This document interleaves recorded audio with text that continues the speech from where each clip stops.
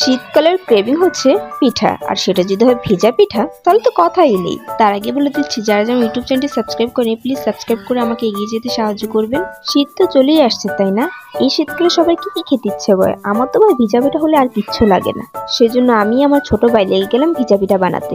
আচ্ছা, তোমাদের কি আমাদের মতো ভিজা পিঠা ভালো লাগে? ভেজা পিঠা বানাতে এখানে দুধ নিয়ে নিলাম 1.5 লিটারের মতো। পানি দিয়ে আগে ভিজিয়ে নিচ্ছি যাতে বরফগুলো নরম হয়ে যায়। অপর সাইডে আমার ভাই নারকেল কুড়াচ্ছে, কারণ এত তাড়াতাড়ি নারকেল কুড়ানোর শক্তি আমার নেই। যাই হোক, ও নারকেল কুড়াতে থাক, এদিকে আমি একটা পাত্রতে দুধগুলো ঢেলে নিচ্ছি। আমরা রাত 10টার দিকে ট্রাই করতেছি সামান্য চিতল পিঠা বানানোর জন্য, কিন্তু আমরা কোনো রকমই বানাতে পারছিলাম না।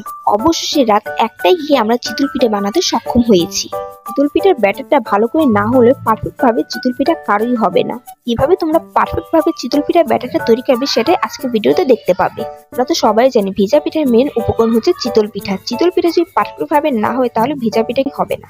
আমার এই ভেজা পিঠাটা কিন্তু ফার্স্ট টাইম বানানো। এর আগে দাদি মা সবাই বানিয়ে দিত আর আমি আরামে খেতাম। এবার আমার কষ্ট করার পালা। ভিজা পিঠা করতে এমনি কোনো ঝামেলা নেই, শুধু চালের ব্যাটারটা করতে একটু ঝামেলা। সেটাও আজকে তোমাদের দেখিয়ে দেবো কিভাবে সহজভাবে চালের ব্যাটারটা করবে। এখন 1.5 লিটার দুধ আমি চুলার উপর বসিয়ে দিলাম।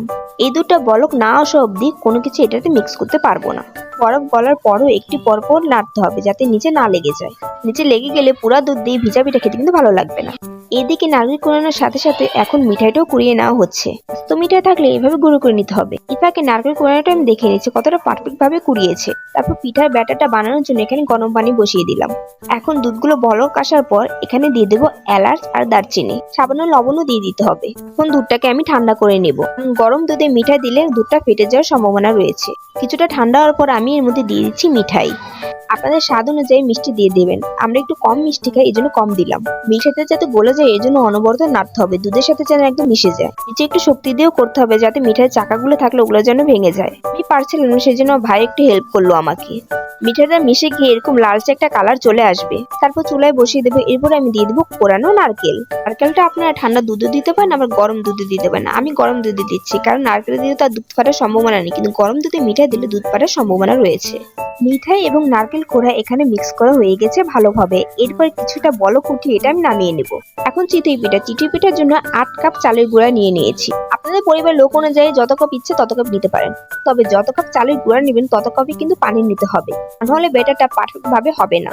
এখন আমি চালের গুঁড়াতে লবণ দিয়ে দিচ্ছি আর দিয়ে দেব খাবারের সোডা। খাবারের সোডা পরিমাপ অনুযায়ী দিতে হবে। আমি এখানে 1-1.5 চামচ নিয়ে নিয়েছি।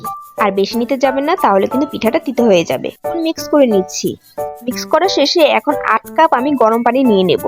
বেশি গরম পানি নেওয়া যাবে না, তাহলে চালের গুঁড়াটা বেশি সিদ্ধ হয়ে যাবে। আবার কুসুম গরমও নেওয়া যাবে না, মিডিয়াম সাইজ নিতে হবে। প্রথম পর্যায়ে গুলার সময় মনে হবে যে পানি লাগবে, কিন্তু না, কোনো পানি লাগবে না। এটা থেকে অনেক পানি উঠবে। তবে ধৈর্য নিয়ে এটাকে গোলাতে হবে। যেরকম কেকের ব্যাটারটা বানান সেরকম ধৈর্য নিয়ে এটাকে গোলাতে হবে। সময় ব্যাটারটা এরকম একটা সফট একটা পর্যায়ে চলে আসবে, দেখতেই পাচ্ছেন। যখন এরকম সফট পর্যায়ে চলে আসবে তখন ভাববেন আপনার ব্যাটারটা তৈরি। এই যে আমি প্রথম চিতল পিঠার ডোটা দিয়ে দিলাম। এখন দেখার পালা এটা কি পারফেক্ট ভাবে চিতল পিঠাটা হয়েছে কিনা। আমার পাশে যেহেতু ঢাকনা ছিল না, সেহেতু বাটির ঢাকনা দিয়ে কাজ চালিয়ে নেওয়া হচ্ছে। এখন ঢাকনা উঠিয়ে দেখার পালা এটা কি ভালো করে হয়েছে কিনা। এই ধরনের একদম পারফেক্ট ভাবে হয়েছে এবং ফুলেছেও খুব সুন্দর ভাবে। এটা হচ্ছে আমার প্রথম বানানো চিতল পিঠা। দেখুন প্রথম বানাতে কতটা পারফেক্ট ভাবে হয়েছে। সবগুলো পিঠাই কিন্তু পারফেক্ট ভাবে হয়েছে। এখন অবধি যতগুলো বানিয়েছি, এরপর কিন্তু আরো বানাবো। তবে বানানোর আগে আপনাদের একটু ভালো করে দেখিয়ে দিচ্ছি কতটা ফুলেছে। এগুলো পিঠা বানানোর পর এখন এক এক করে আমরা ওই দুধের মধ্যে পিঠাগুলো সবগুলো ছেড়ে দেবো। পিঠাগুলো অবশ্যই গরম অবস্থায় দুধের মধ্যে দিতে হবে। গরম অবস্থায় দিলে এর ভিতর তাড়াতাড়ি সেরাগুলো ঢুকে যাবে। তাই কিন্তু খুব সুন্দর একটা খেজুরি গুড়ি স্মেল আসতেছে। এই স্মেলটা এত সুন্দর, আমার তো মনে হয় এখনই আমি খেয়ে ফেলি। আবার বলে দিচ্ছি, পিঠাগুলো কিন্তু গরম অবস্থায় দিতে হবে, কারণ ঠান্ডা অবস্থায় দিলে শিরাগুলো কিন্তু পিঠার ভিতরে ঢুকবে না। তাড়াহুড়ো করো পিঠাগুলো আবার দিতে যাবেন না, তাহলে ভেঙে যাবে। আমার সবগুলো পিঠা দেওয়া শেষ। আমি এখন সকালে আপনাদের দেখাবো যে পিঠাগুলো কেমন হয়েছে। সকালে দেখুন আমার প্রত্যেকটা পিঠাই খুব সুন্দরভাবে ভিজে গিয়েছে। খেতে কিন্তু অনেক মজা হয়েছে। ফার্স্ট টাইমে যে এত ভালো হবে তা ভাবিনি। যাই হোক, আপনারা বাসায় ট্রাই করবেন, আশা করি আপনাদেরও ভালো লাগবে। আর ভিজা পিঠাটা তো আমাদের সবারই পছন্দ।